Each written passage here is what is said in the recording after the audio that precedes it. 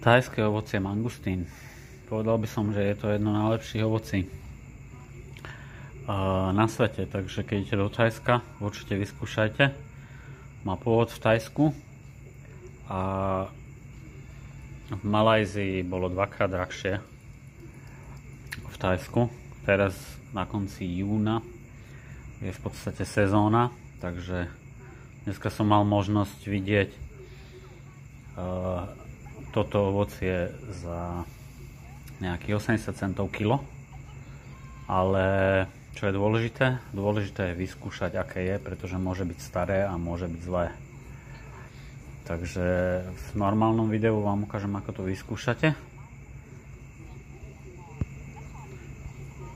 Tu vám len ukážem, ako vyzerá znútra. Je sa len to biele. To je veľmi dobré, sladké. Pozor, môže to mať kôstku.